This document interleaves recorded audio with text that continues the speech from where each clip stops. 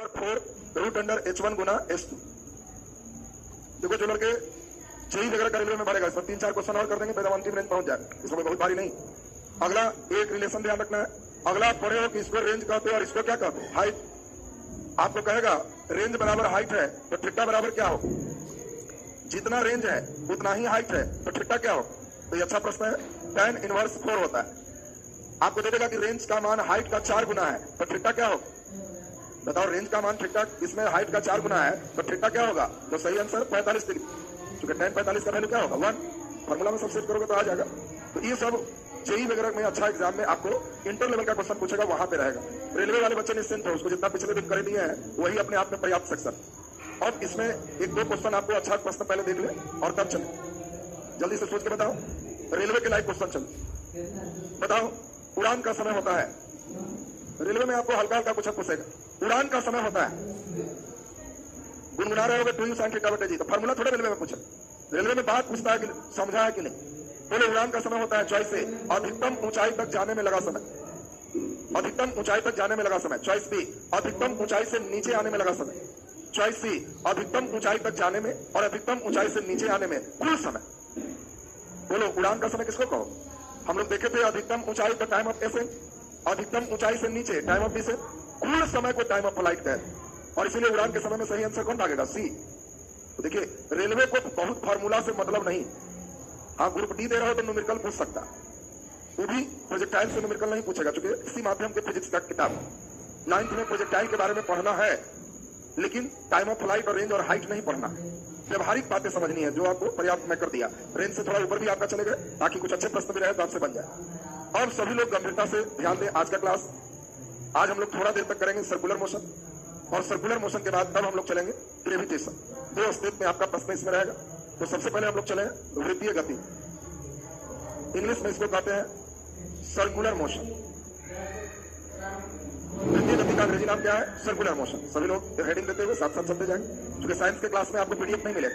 Science के class में आपको क्लास में खूब समझना है, साथ साथ लिखना है। साइंस में चूंकि बीच में न्यूमेरिकल आएगा, कई स्टेप आएंगे, उसमें साथ वर्क करोगे तो ज्यादा सीखो। आर्ट्स क्लास में लिखने की जरूरत नहीं है, आर्ट्स क्लास में केवल समझो और बाकी पीडीएफ से तुम्हें मिल जाएगा, वो आराम से उसको क्लियर कर ले। चलिए तो अब आज का क्लास हमने प्रारंभ किया, वृत्तीय गति सर्कुलर मोशन। सुनेंगे अब ध्यान से। जो मेन मुद्दा है उसको हम लोग चलते हैं। पहले सब लोग ठीक से क्वेश्चन लिखते हुए आगे की ओर बढ़ते चले। क्वेश्चन लिखिए। किसी वृत्तीय पथ पर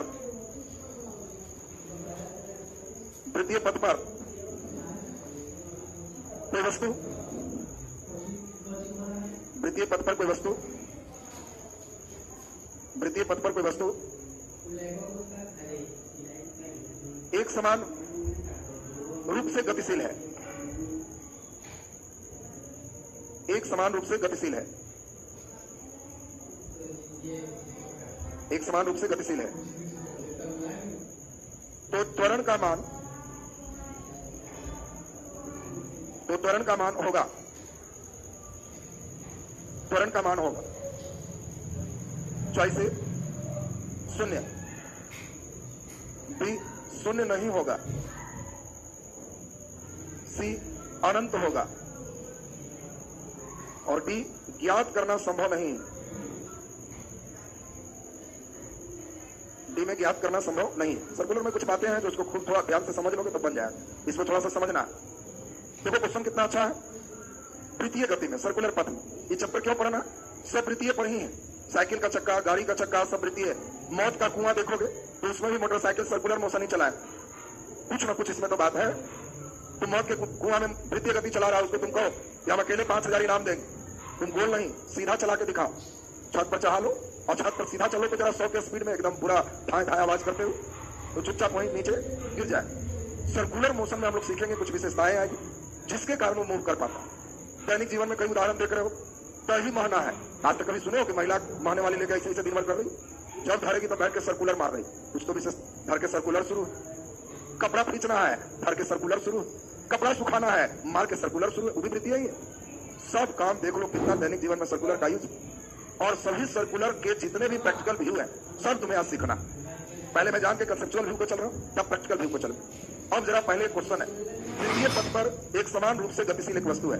इस पर एक वस्तु है, एक समान रूप से चल रहा है, समान रूप से चल रहा है। उसका चाल 20, तो हर जगह 20, वही 25 नहीं होगा, न 21 न 19। हर जगह 20 का मतलब 20 है। बताओ, हर जगह उसका चाल 20 है, एक समान रूप से गतिशील है, तो त्वरण क्या हो? आप सबसे पहले पढ़ चुके हो। त्वरण आपको क्या लग रहा? तो बिल्कुल एकदम सही सोच रहे हो। क्या होगा? शून्य होगा। तो आपको नंबर भी शून्य मिला। सही आंसर शून्य नहीं हो, शून्य नहीं हो। आप अगर शून्य सोच रहे हो तो नंबर 0 हो। अब देख लो कितना खतरा है, इसको समझना, इसीलिए पूछता है। अब आपको समझाएं, पहले एक क्वेश्चन और समझ लोगे तो इस प्रश्न का उत्तर खुद से खुद समझ जाओ। ऐसे समझाएंगे तो थोड़ा मुश्किल होगा। क्वेश्चन 1 और लिखो, इसमें तो टिक लगा देना है, शून्य नहीं होगा। मन में आ रहा होगा क्यों नहीं होगा, तो बस अगला में उत्तर मिल जाएगा। फिर यही बात लिखो, क्वेश्चन लिखो, वृत्तीय पथ पर एक समान रूप से गतिशील, वृत्तीय पथ पर एक समान रूप से गतिशील वस्तु के लिए सही है। एक समान रूप से गतिशील वस्तु के लिए सही है। एक समान रूप से गतिशील वस्तु के लिए सही है। चॉइस ए, इसका चाल सभी जगह समान होगा। इसका चाल सभी जगह समान होगा। चाल सभी जगह समान होगा। चॉइस बी, इसका वेग सभी जगह समान होगा। इसका वेग सभी जगह समान होगा। चॉइस सी, इसका चाल और वेग दोनों सभी जगह समान होगा। इसका चाल और वेग दोनों सभी जगह समान होगा। दोनों सभी जगह समान होगा। और टी, इसका चाल और वेग कोई समान नहीं होगा। इसका चाल और वेग कोई समान नहीं होगा। चाल और वेग कोई समान नहीं होगा। पहले क्वेश्चन हम समझा दो, प्रश्न को खूब गंभीरता से समझना। क्वेश्चन जिसका अच्छा है वही लोग सीख पाओ। क्वेश्चन क्या कहता है? वृत्तीय पथ पर एक वस्तु हर जगह एक समान रूप से गतिशील, यहां 20, तो यहां भी 20, यहां भी 20, यहां भी 20, तो इसका चाल सभी जगह समान होगा, इसका वेग सभी जगह समान होगा, कि चाल और वेग दोनों सभी जगह समान होगा, कि चाल वेग कोई समान नहीं होगा। प्रश्न तो है, गेस करो, सोचो क्या लग रहा है? वेग समान, कि चाल समान, कि दोनों समान, कि कोई समान नहीं? ये बताओ। वेग का मतलब निश्चित दिशा। सभी लोग खूब ध्यान से समझना, अभी दोनों प्रश्न का आंसर आपको मिल जाएगा। कंसेप्ट नहीं रखोगे तो बहुत परेशानी।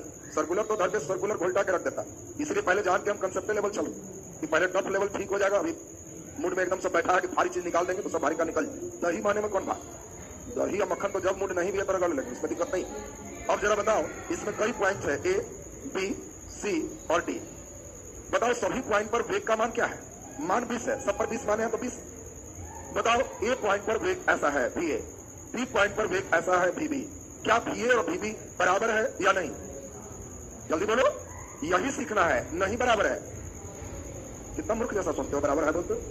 अरे वेग सदिश राशि है, इसका मान देखो, दिशा देखो, ए इधर जा रहा है, बी इधर जा रहा है, तुम्हें डायरेक्शन बराबर लग रहा है? नहीं, तो कैसे बराबर कर दो? इसका मान बराबर है, दिशा बराबर नहीं। और वेग में केवल मान की बात करें, डायरेक्शन छोड़ दें तो इसको चाल कहते हैं। तो वेग और चाल में यही तो अंतर है। इकाई समय में तय की गई दूरी वेग की चाल है, चाल, और इकाई समय में निश्चित दिशा में तय की गई दूरी वेग। यानी वेग बोलेंगे तो दिशा डायरेक्शन सोचना है, चाल बोलेंगे तो डायरेक्शन नहीं मान सोचना है। बोलो एक पर जितना है, बी पर, सी पर, डी पर वही मान, लेकिन वेग दिशा के साथ सोचो, क्या सी और डी सभी जगह बराबर है? वेग बराबर नहीं है, इसलिए सही आंसर क्या होगा? इसका चाल बराबर होगा, वेग बराबर नहीं होगा। और सबसे महत्वपूर्ण बात, इंपोर्टेंट बात सुनो, अगर VA 20 है और VB भी 20 है तो VA माइनस VB, बोलिए 0 होगा या नहीं होगा? बोलिए बोलो, नहीं होगा। ये इधर जा रहा है, ये इधर जा रहा है, उल्टा करके घटाओगे 0 नहीं होगा। और वेग परिवर्तन की दर को त्वरण कहते हैं। वेग में परिवर्तन यहाँ हो रहा है, इसीलिए त्वरण 0 नहीं था, शून्य नहीं होगा। ये पहला क्वेश्चन में कई लोग बड़ा कंफ्यूज थे कि तो गजबे सुन रहे हैं, एक समान रूप से गतिशील है और त्वरण हो गया, ये कौन कमाल? एक समान रूप से गतिशील रहने पर भी सर्कुलर मोशन में वेग का मान और दिशा बदलते रहता है, और दिशा बदलने के कारण वेग बदल रहा है, इसीलिए इसमें त्वरण है। बोलो क्लियर है सबका? हाँ, एक समान चाल भी बोल देगा तो समझना कि त्वरण 0 नहीं है। एक समान वेग नहीं दे सकता, वेग का मान समान है ऐसा दे सकता। बोलो क्लियर है सबका? अब यहाँ पर टेक्निकल वर्ड भी आप कहीं समझ गए। अब यहाँ पर कुछ बातें आपको समझाएं जिसको खूब सीखना है। बोलो एक समान रूप से गतिशील रहने पर इसमें त्वरण है कि नहीं? है। और इसके त्वरण को अभिकेंद्रित त्वरण कहते हैं। अभिकेंद्री त्वरण कहते हैं, सेंट्रीपिटल एक्सेलरेशन कहते हैं। सेंट्रीपिटल एक्सेलरेशन, सेंट्रीपिटल एक्सेलरेशन का मतलब क्या है? एक समान वेग से गतिशील रहने पर भी इसमें जो त्वरण होता है उसे अभिकेंद्री त्वरण कहते हैं। और अभिकेंद्री त्वरण की दिशा केंद्र की ओर होता है। आपको पूछेगा अभिकेंद्री त्वरण की दिशा किधर है? केंद्र की ओर। आपसे कभी कभी पूछ देगा कि अभिकेंद्री त्वरण, तो ध्यान देना किधर की ओर है? केंद्र की ओर। अब इसमें हम लोग थोड़ा सा अब आसान पहलू को 10 मिनट टच करेंगे। उसके बाद आपका सर्कुलर मोशन से कुछ प्रश्न राउंड चलेगा। उम्मीद है जितना अच्छा सुने रहोगे उतना अच्छा आंसर हो। सुनो, बचपन से तुम लट्टू नचते देखा हो, बच्चा लोग लट्टू नचाता। लट्टू नचाने में एक गेम होता है, लट्टू को बीच में मारना है और अंतिम होने के बाद लट्टू अगर सिर से करके इसको पार कर गया तो उसका लट्टू निकल गया, फिर से शुरू हो जाए। और जिसका खुर करके इसी में रह गया तो लट्टू बीच में रखाएगा, आप बाकी लोग उसको मारेंगे। ये सब तो गेम आपको ध्यान है तो हो गया। सर्कुलर मोशन तो तुम समझ रहा। बताओ, लट्टू जब बंद हुआ तो लट्टू का क्या हुआ? बंद होने के बाद ये स्पीड में खुर से आगे भाग गया। इसका मतलब है लट्टू केंद्र की ओर गया कि परिधि की ओर गया? परिधि बाहर की ओर है, यानी इसमें एक बल बाहर की ओर लग रहा है। यानी सर्कुलर मोशन में अंदर से बाहर की ओर एक बल लगता है। इसको हम लोग हिंदी याद करना आसान है। बाहर मतलब ऊपर की ओर बल लग रहा। और क्या तुम लोग ऊपर का अंग्रेजी जानते हो? अप। इसीलिए इसको अप केंद्रीय बल कहते हैं। बड़ा बढ़िया है। इसको इंग्लिश नाम में कोई कंफ्यूजन ही नहीं हो। इंग्लिश में ऐसे इसको सेंट्रीफ्यूगल फोर्स कहते हैं। तो सेंट्रीफ्यूगल में थोड़ा कठिनाई हो सकता है। इंग्लिश मीडियम वाला भी इसमें हिंदी नाम रटेगा तो कभी कंफ्यूजन नहीं हो। दो तरह का बल है सर्कुलर मोशन में, एक अभिकेंद्री और एक अपकेंद्री। जब हम बोलेंगे अपकेंद्री तो आप मुस्कुराओगे कि वो अप मीन्स ऊपर, केंद्र से बाहर की ओर जाएगा तो अपकेंद्री। अच्छा, साइकिल कभी कभी आप चलाए हो तो टर्निंग पे हालचाल याद है? पूरा तेज मोड़ आ गया तो साइकिल से आप चलते चलते पूरा झुक के पार करते हो। बताओ किधर झुकते हो? अंदर की ओर कि जिधर टर्निंग है उसके उल्टा की ओर? किधर झुकते हो? Very good. तब तो साइकिल चलाया। ऐसा कोई है कि टर्निंग इधर है और तुम मोड़ पर ऐसे झुक रहा? तब तो पारी हो जाओ। इसका मतलब वृत्तीय पथ पर परिधि से अंदर की ओर भी एक बल लगता है और इसी बल को अभिकेंद्री बल, सेंट्रीपिटल फोर्स का। ध्यान दीजिए, दो तरह का बल है और इसी दोनों का खेल। दोनों बल से थोड़ा सा स्टेप उठा देंगे तो हल्का न्यूमेरिकल सीख जाओगे। हम हर बात पे न्यूमेरिकल सिखाते चलो। रेलवे की परीक्षा नजदीक आ जाएगा तो हमारे साथ 3 घंटा केवल न्यूमेरिकल के लिए एक दिन बैठा ले।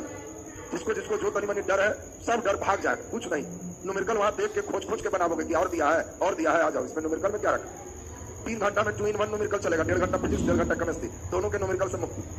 न्यूमेरिकल में कुछ नहीं रखा है, खाली बात को समझना होता है। हो गया। और जरा तुम लोग को रेलवे में कुछ नहीं, न्यूमेरिकल एक ही चीज पूछेगा, put value and get tens. इतना करने में बहादुर लोग हमारा कई डरा रहा। डर भगा लो कि रेलवे का न्यूमेरिकल में कोई दम है, ये सोच लो तो बन गए। और जरा स्टेप को यहाँ फिर से सुने।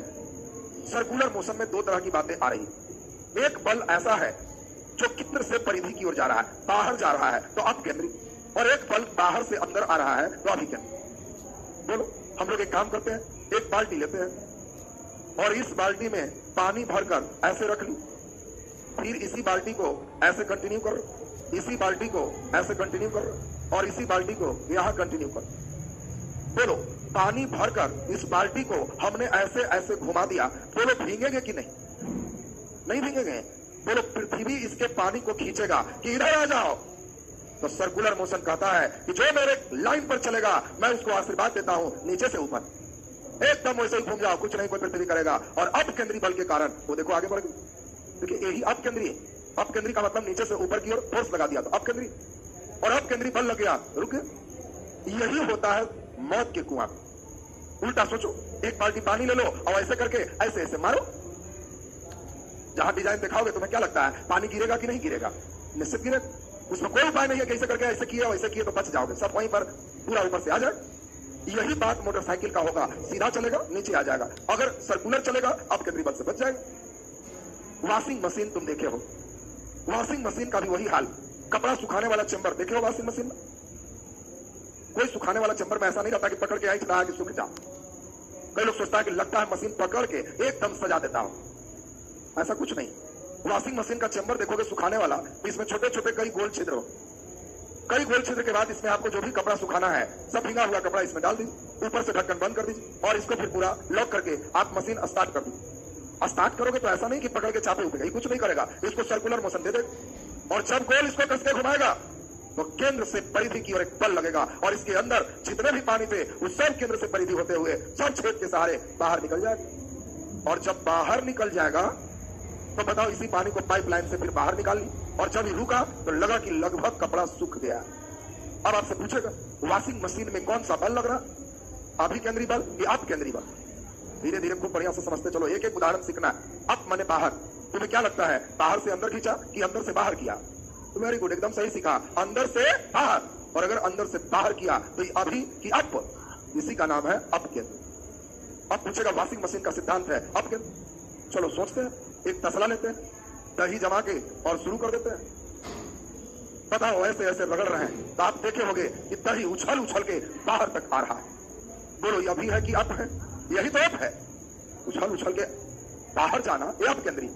और अपकेंद्री से होता क्या है, पकड़ पकड़ के बाहर फेंका तो जो बेचारा ज्यादा घना है कम फेंका है, कम घना है ज्यादा फेंका है, दोस्ती खत्म।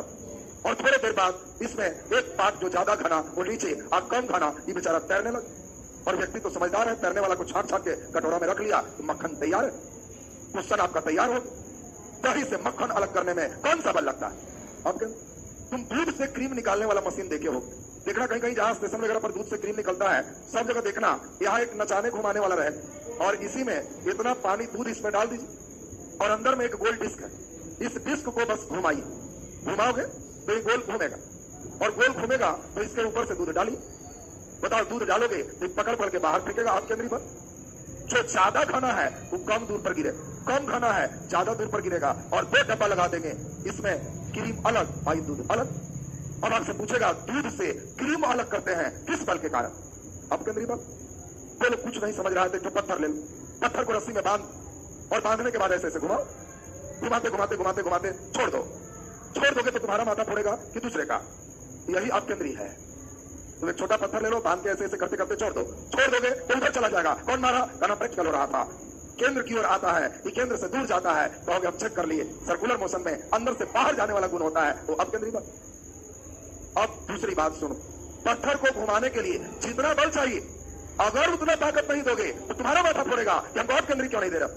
पत्थर को तुम घुमाया और खूब जितना चाहिए हाथ में दम मत लग, नहीं लगाओगे तो उधर से आएगा, मारेगा टन से, क्या कर रहा है, बढ़िया से घुमा। तो बताओ अगर तुम पूरा बल नहीं दोगे तो बाहर जाएगा कि अंदर आएगा? क्यों? अभी केंद्रीय बल पूरा नहीं मिला और यही तुमको समझा। अब बताओ सोच के, एक कार तेजी की ओर से टर्निंग पर यहां पार करता है तो बहुत तेज गति रहने से ये उलट जाएगा अंदर की ओर बाहर की। धीरे धीरे क्वेश्चन है, इतना अच्छा देगा कि लगेगा कि परीक्षा में तो आने समय हम ध्यान नहीं दे देगा तुम्हें कि एक टेम्पो में किनारे बैठ के आ रहे हो और अचानक टेम्पो वाला मोड़ पर कस के टेम्पो घुमाता है तो आप केंद्र की ओर गिरोगे, बाहर की ओर गिरोगे, आगे की ओर गिरोगे, पीछे की ओर गिरोगे। सोच लो बढ़िया से। तुम्हें क्वेश्चन है किधर की ओर गिरोगे?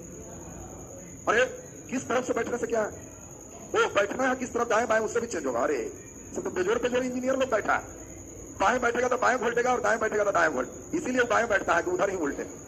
ये कौन बात हुआ जी, किस तरफ बैठे? अरे टेम्पो यहां जा रहा है, तुम केंद्र की ओर खींचाओगे कि बाहर की ओर खींचाओगे, ये क्वेश्चन है। अच्छा बताओ, अचानक गाड़ी खुल जाने से व्यक्ति किधर झुकता है? पीछे की। और मुझे याद आ गया इसीलिए प्रसंग छेड़ दी, एक बार का क्वेश्चन याद आया, यूपीएससी का क्वेश्चन था, तुम्हें देख ले इस प्रश्न का जवाब देते हो। क्वेश्चन क्या दे दिया कि एक बस है और बस में प्रत्येक सीट पर नया नया खरीदाया तो उड़ने वाला गुब्बारा बांधा हुआ, आदमी नहीं बैठा हुआ, प्रत्येक सीट पर उड़ने वाला गुब्बारा बांधा हुआ है और अचानक बस खुल जाएगा तो गुब्बारा पीछे झुकेगा, आगे झुकेगा, स्थिर रहे। सुन ले बढ़िया से, उड़ने वाला गुब्बारा देखा है ना सर? तो क्वेश्चन शुरू, तुम लोग सब उड़ने वाला को बढ़िया बढ़िया उड़ाएगा। प्रैक्टिकल बात खूब अच्छा से सोचना है। तुम बताओ, एक बस के सीट पर उड़ने वाला गुब्बारा बांधा हुआ और बस अचानक खुल जाएगा तो गुब्बारा किधर झुके? तो सही आंसर स्थिर रहे। तो भारी मूर्ख हो, 0 नंबर मिल रहा है। स्थिर रहे, क्या मूर्ख जैसा सोचता है जी? किधर झुकेगा? बस कई लड़के पीछे सोच रहा है, द्वार मूर्ख है। जो हवा से हल्का है वो उल्टा चलता है, इसीलिए पूछता है। व्यक्ति बैठा है तो पीछे और हवा भरा है तो आगे, इसीलिए पूछता है। ये जान के पूछता है कि लड़के के अंदर खाली ट्रेन में बैठ के अपने झुकने आता है कि बैलून भी झुकवा सकता।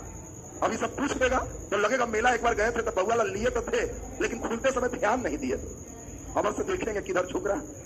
अब जरा इन सभी बातों को आप बढ़िया समझ रहे हो। अब एक दो उदाहरण आपको बताना है। मोड़ पर साइकिल सवार अंदर छूटेगा कि बाहर? अंदर। अभी मैंने पूछा कि गाड़ी एक्सीडेंट कर गया तो उसका अंदर चक्का उठा होगा पहले कि बाहरी चक्का उठा होगा पहले? ठीक से सोचो। टर्निंग पर अचानक टर्न किया तो उसका बाहरी चक्का उठेगा कि अंदर चक्का उठेगा? सब चक्का उका भी उठना शुरू कर रहे हैं। थोड़ा लिखने की क्रिया कीजिए, तब आपको अब इधर से इंटरेस्ट आ जाए। लिखिए, इस बल के कारण चक्कर लगाता है। सोचो, आंसर डायरेक्ट करो, चॉइस की आवश्यकता नहीं है। जान रहे हो परीक्षा में क्या करें? लड़के खूब बढ़िया बढ़िया सोचते रहता है। चॉइस ए मन पसंद देता है, नाभिक के चारों ओर इलेक्ट्रॉन घूम रहा है, गुरुत्वाकर्षण बल। चॉइस बी आपको दिया अभिकेंद्री बल, और चॉइस सी आपको दिया अपकेंद्री बल, और चॉइस डी घोर कंफ्यूजन के लिए दे दिया तीनों प्रकार के बल से। अब बताओ, तीनों होगा, अभिकेंद्री होगा, अपकेंद्री होगा? क्या लग रहा? नाभिक के चारों ओर इलेक्ट्रॉन चक्कर लगाते हैं। बहुत बढ़िया प्रश्न है। तो सही आंसर अभिकेंद्री बल के कारण। इसीलिए पूछता है, बात समझोगे? नाभिक में है प्रोटॉन न्यूट्रॉन, चक्कर कौन मारेगा? इलेक्ट्रॉन। इलेक्ट्रॉन में माइनस और प्रोटॉन में प्लस, ये इसको खींचता है, और इस फोर्स के कारण ही फिर इसमें मोमेंट। तो आपको ध्यान रखना है। हाँ, अब एक चीज यहां से कंक्लूजन आया। आप बढ़िया सोच रहे हो कि खींचता है सर, तो खींचा क्यों नहीं जाता? तो नहीं खींचाने का कारण इसके न्यूटन का तीसरा नियम, प्रत्येक क्रिया के बराबर और विपरीत प्रतिक्रिया होती। जब ये सर्कुलर मोशन में आता है तो इतना ही इक्वल में अपकेंद्री बल भी जनरेट करता है और इसको काउंटर करके बैलेंस करता है। लेकिन किसके कारण कौन आया? अभिकेंद्री के कारण अपकेंद्री आया कि अपकेंद्री के कारण अभिकेंद्री आया? इसमें किसके कारण कौन आया? अभिकेंद्री के प्रतिक्रिया में अपकेंद्री आया। इसलिए दोनों रहने पर भी सही आंसर कौन होगा? अभिकेंद्री होगा। बात समझना है आपको? ये अपकेंद्री बल हमेशा उत्पन्न होता है अभिकेंद्री को काउंटर करने के लिए। इसीलिए एक अच्छा प्रश्न और है, तुम्हें डैश पे भी लिखवाएंगे। अपकेंद्री बल को छद्म बल सूडो फोर्स कहते हैं। Pseudo force. अब बहुत बढ़िया क्वेश्चन आता है, निम्नलिखित में छद्म बल कौन है? सूडो फोर्स कौन है? छद्म बल का मतलब वो खुद उत्पन्न नहीं होता है, रिएक्शन के कारण उत्पन्न होता है। दिखावा, छद्म बल क्या होता है? दिखावा। सूडो झूठा, और इसीलिए इसको छद्म बल या झूठा बल कहते हैं। किस बल को? अपकेंद्री बल। चूंकि एज ए काउंटर के लिए ये जनरेट होता है, इसीलिए इसका नाम छद्म बल। तो नीचे डैश पे लिख दीजिए एक लाइन। अपकेंद्री बल को यहां पर ब्रेक था इसलिए दे दिए, नाभिक के चारों ओर और साइकिल, ये दोनों अभिकेंद्री, बाकी सब अपकेंद्री मारो। अपकेंद्री बल को छद्म बल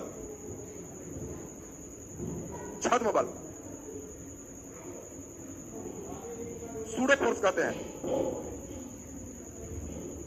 सूडो फोर्स कहते हैं, छद्म बल सूडो फोर्स कहते हैं। तो आपको ध्यान रखना है, पहली बात, छद्म मीन्स क्या होता है? दिखावा। अभिकेंद्री के दिखाने के लिए तभी जनरेट किया, इसीलिए इसका नाम सूडो फोर्स। और यहाँ पे एग्जाम्पल आप समझ गए। थोड़ा रेंज के क्लास को हाई करो, थोड़ा सा इसको और हाई कर दे तो निश्चिंत हो जाओ। माला सुन ले, अभिकेंद्री त्वरण का फॉर्मूला v²/r होता है। कई बार लड़के को पूछ देता है अभिकेंद्री त्वरण है तो v²/r, और अभिकेंद्री बल का फॉर्मूला mv²/r हो। ये दोनों से आपको क्वेश्चन पूछ सकता है। और तीसरा एक सबसे महत्वपूर्ण है, यदि कोई चीज गोल घूमेगी तो इसके वेग को कोणीय वेग ओमेगा कहते हैं, और रेखीय वेग और कोणीय वेग में संबंध v=r ओमेगा होता है। ओमेगा मीन्स कोणीय वेग और v मीन्स रेखीय वेग। बोलो, साइकिल पर बैठ के तुम जा रहे हो, चक्का में कौन वेग? कोणीय वेग। आप ऊपर बैठे हो तो तुम्हारे में कौन वेग है? रेखीय वेग। साइकिल पर बैठ के तुम भी गोलकते हो क्या? नहीं, तुम सीधा जा रहे हो तो रेखीय वेग, गोल घूम गया तो कोणीय वेग। डांस करना है, रेखीय वेग में डांस करो। गाना बजा के दौड़ दौड़ के दीवार छू के चला ना, और गाना पा कितना अच्छा डांस किया। अरे डांस मैंने घूमोगे ना जी, जब घुमा ही नहीं तो डांस क्या हो? तो बताओ, रेखीय में डांस होगा कि कोणीय में? कोणीय। आगे कोणीय पर डिटेल सेक्शन पढ़ाएंगे, तुम पूरे कोणीय का ही सिस्टम चलेगा। बोलो, चापाकल का नट बोल्ट खोलना है, रेखीय में खोलोगे कि कोणीय में? कोणीय में। रिंच लेके कोणीय लगाओ। पंखा चल रहा है, रेखीय में कि कोणीय में? कोणीय। इन दोनों में थोड़ा सा अंतर है। रेखीय वेग होगा तो दूरी बटे समय, और कोणीय वेग होगा तो कोण बटे समय। कई लड़का ये भी नहीं समझता, ये भी नहीं समझता। कोणीय वेग कहेंगे तो कोण बटे समय। क्यों? पंखा दूरी तय नहीं करता, कौन तय करता है? अरे तुमसे कोई पूछे कि पंखा चल रहा है तो यस सर, कितना देर में पटना पहुंच जाएगा? पंखा पटना पहुंचेगा? तो तुम बोला चल रहा है, आप पूछे कितना देर में पटना पहुंचेगा तो कहोगे ये कैसे होगा? क्योंकि यह दूरी तय नहीं कर रहा है। क्या तय कर रहा है? कौन। इसीलिए इसके जगह ठीक है। चलो बोलो जी, क्लियर है सबका? और अगर ये चक्कर मार रहा है तो इसको एक चक्कर में पाई मने 180, 2 पाई मने 1 राउंड, और जितना चक्कर मारे 2 पाई n/t का। पंखा एक चक्कर मारा तो 2π/t, 2 चक्कर मारा 2π गुने 2/t, और इन चक्कर की संख्या। अब इतना से आपको न्यूमेरिकल पूछ सकता है। न्यूमेरिकल का जोन भी हम जान के करवा दे रहे हैं। कोई लेसन हो, न्यूमेरिकल का स्टेप भी अगर चाहते हो ठीक हो, तो उस लेसन से जो भी फार्मूला है बजाते आपको लिख दे, उतना फार्मूला सही है तो आपका निकल जाए। तो आपको पहला ध्यान देना है, सबसे अच्छा फार्मूला अभिकेंद्रित त्वरण v²/r, अभिकेंद्रित बल mv²/r, रेखीय वेग और कोणीय वेग में संबंध r ओमेगा, वेग बराबर दूरी बटे समय और कोणीय वेग बराबर थीटा बटे समय 2πn/t। रेलवे जब फॉर्म में धर लेगा तो जानते हो क्या दे देगा? तुमको दे देगा क्वेश्चन कि बताओ सेकंड की सुई के 1 मिनट में कोणीय वेग क्या है। लो, सेकंड के सुई का 1 मिनट में कोणीय वेग क्या है? तो पहले तुमको अपने से सोचना है।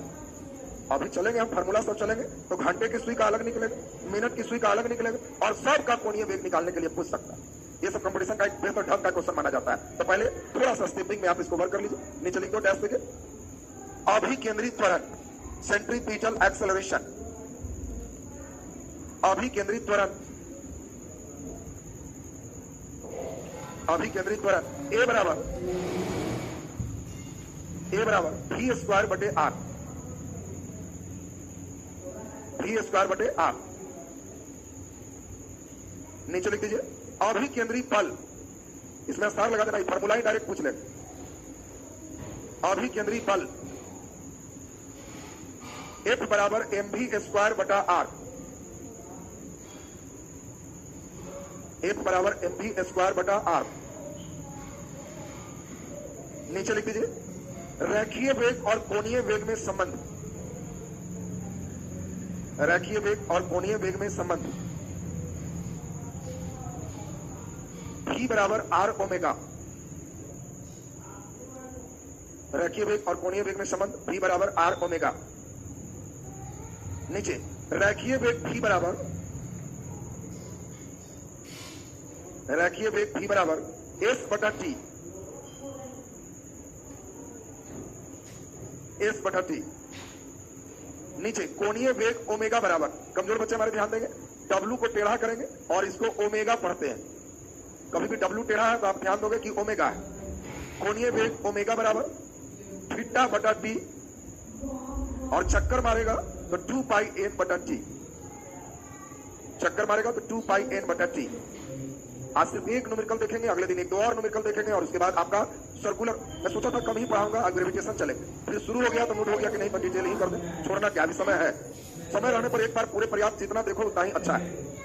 जो पूरा देखे रहेगा उसको किसी प्रकार का कोई डर नहीं है। लॉटरी फटरी मारे रहोगे कम में, हमेशा खतरा, तुम्हें भाग्य भरोसे हो जाएगा, कर्म भरोसे चले, कर्म हमेशा जीत होती है उससे। तो इसीलिए आपको ध्यान देना है। अभी एक क्वेश्चन हम चल रहे हैं, जरा तेजी में लिखो, लिखिए एक चक्का, एक चक्का, एक चक्का प्रति मिनट 420 चक्कर लगाता है, प्रति मिनट 420 चक्कर लगाता है, प्रति मिनट 420 चक्कर लगाता है, 420 चक्कर लगाता है। तो इसका कोणीय वेग बताएं। ये प्रश्न अगर समझ जाओगे तो बहुत अच्छा प्रश्न से अभी भेंट कराएंगे, आपको लगेगा कि बहुत अच्छा न्यूमेरिकल अब हम सोचने लगे। एक चक्का प्रति मिनट 420 चक्कर लगाता है, तो कोणीय वेग का मान बताएं। सभी लोग हमारे साथ सुनेंगे, जिनका पूरा ध्यान हमारे साथ आ जाएगा, उम्मीद है बहुत बढ़िया सीखो।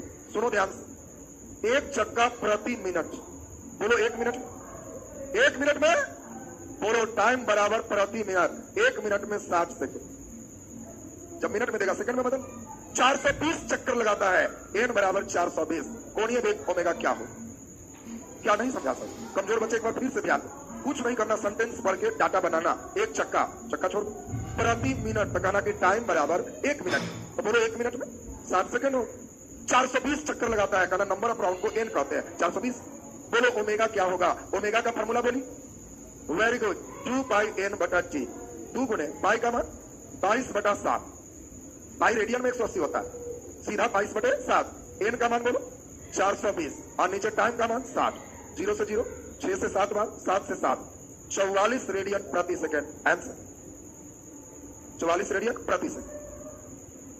कमजोर बच्चे एक बार फिर बता लो, एक थोड़ा सा कंसेप्ट और दे दे, यहाँ देखो याद आ गया तो थोड़ा कंसेप्ट कर दे, और तब एक अच्छा प्रश्न चले। बोलो साइन पाई लिखा होगा, बोलो यहाँ पाई का मान कितना है, 180 है, पाई बराबर यहाँ कितने डिग्री है 180 डिग्री। हम कहें कि साइन पाई से हम पाई बाहर कर दिए तो दोनों पाई बराबर, तो ये 22/7। तुमको भी लग रहा होगा कि क्या लफड़ा है, बाहर कर लिया तो 22/7, अंदर घुस गया तो 180। तो कुछ नहीं, एंगल में कहीं पाई रहता है तो यहाँ रेडियन छिपा रहता है, रेडियन लिखा हुआ नहीं रहता, और इसीलिए यहाँ पाई रेडियन बराबर 180 डिग्री होता है। लेकिन जब पाई को हम बाहर किए तो वैल्यू 22/7 है, हमने यहाँ पाई का वैल्यू 22/7 दिया, लेकिन ओरिजिनल में पाई 180 था। क्यों? रेडियन छिपा था, इसीलिए यूनिट में रेडियन लगा दिया। रेडियन लगा दिया तो पाई रेडियन 180 हो गया। थोड़ा सा और कंसेप्ट देते हैं जिसको कंसेप्ट की कमी है, 1 मिनट समझ। रेडियन क्या है पहले तो यही समझ लो, तो बात समझो। रेडियन क्या है? तो घर में एक छोटा सा खेल करो, एक छोटा वृत्त बना ले और एक बड़ा वृत्त बना ले। तुम लोग कई बार खेल करते हो, कंपास मिल जाए हाथ में तो फूल बैठ के डिजाइन बनाते रहते, अमरी वाला डिजाइन बना लो, छोटा वृत्त और बड़ा वृत्त, दोनों में केंद्र मिला देंगे। ज्यादा त्रिज्या होगा छोटा का कि बड़ा का, ये तो सब जानो। त्रिज्या को नाप के और ऊपर एक चाप काट देना और इसको मिला देना। इसके त्रिज्या को नाप के ऊपर एक चाप काट देना, इसको मिला देना। बोले बड़ा कौन बनेगा, पहला में कि दूसरा? बड़ा कौन किस में बनेगा? तो मैजिक, दोनों बराबर होगा और इसी को रेडियन कहते हैं। यही रेडियन है। कई लोग बेचारा रेडियन रेडियन पढ़ता है क्योंकि रेडियन मतलब नहीं समझता।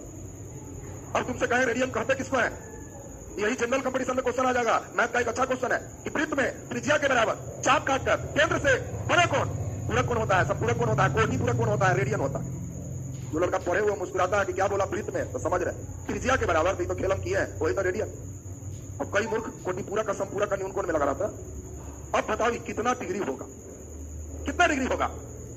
अरे मूर्ख 180 बोला, 180 लग रहा है तुमको, कितना डिग्री होगा? तो मैजिक है, 60 से थोड़ा कम है।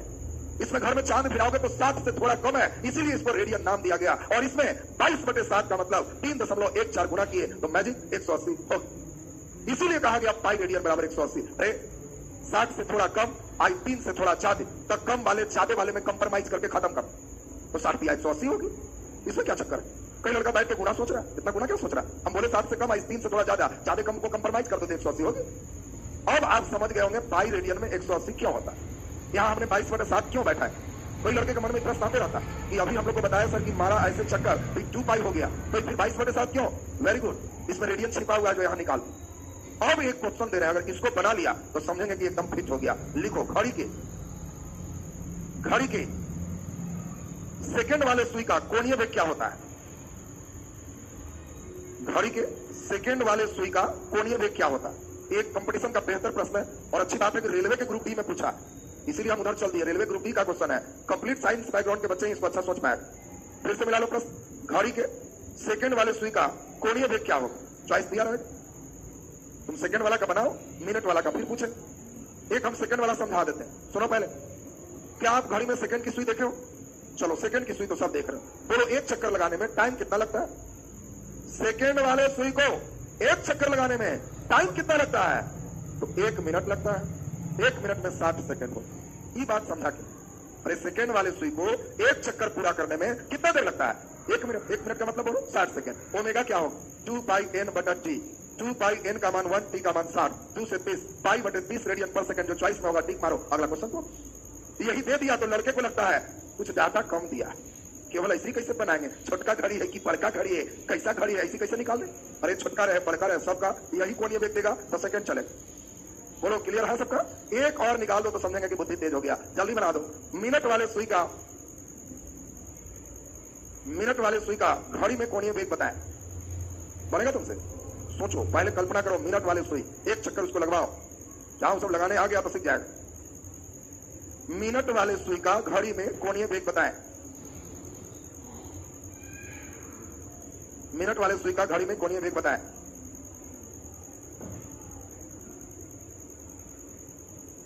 चलो हमें लगता है सब लोग बना पाओगे। जल्दी बोलो मिनट वाले सुई, बोलो जल्दी जल्दी। मिनट वाले सुई तो चक्कर बराबर 1, टाइम बराबर। मिनट वाले सुई कितना देर में एक चक्कर मारता है? जल्दी बोलो। 1 घंटा। Very good. 1 घंटा में 60 मिनट और 60 मिनट में 60 गुना 60 सेकंड। सेकंड में बदलेगा जी, सेकंड में बदलेगा तब एक चक्कर हो। और जल्दी बोलो ओमेगा बराबर 2πn/t। 2 गुणे 22/7, n का मान 1, 60 गुणे 60, 2 से 11, 2 से 30, 2 से 30 या 15 का ज्यादा अच्छा 30 ही लग रहा। 11 बटे बोलो कितना? 7 तिहाई 21 गुना 3 63 रेडियन पर ज्यादा अच्छा रहेगा पाई में ही छोड़ देना, चॉइस जैसे रहेगा सेट कर देना। तो पहले उन्हें बैठा दिया। अब पहले ये बताएं सब लोग, द्वितीय गति से प्रश्न अब बनने लगेगा। जल्दी जल्दी रिवीजन करो। साइकिल सवार मोड़ पर घूम गया, आभि केंद्रीय बल। इलेक्ट्रॉन नाभिक के चारों ओर चक्कर लगाता है, आभि केंद्रीय बल। दूध से क्रीम अलग होता है, अप केंद्रीय। दही से मक्खन, अप केंद्रीय। तुम गाड़ी में बैठे और गाड़ी अचानक टर्न लिया, अंदर गिरोगे कि बाहर? जब आने लगा गाड़ी में बैठे और गाड़ी अचानक टर्न लिया तो अंदर गिरोगे कि बाहर? बाहर की ओर गिरो। हमेशा ध्यान रखना, बाहर अब केंद्रीय लगेगा, बाहर की ओर गिरना है। अब इसमें ध्यान दे। अब आपका ये सेक्शन कंप्लीट हो गया। 2-3 मिनट डिस्कशन कर ले, उसके बाद आगे का सेक्शन चले।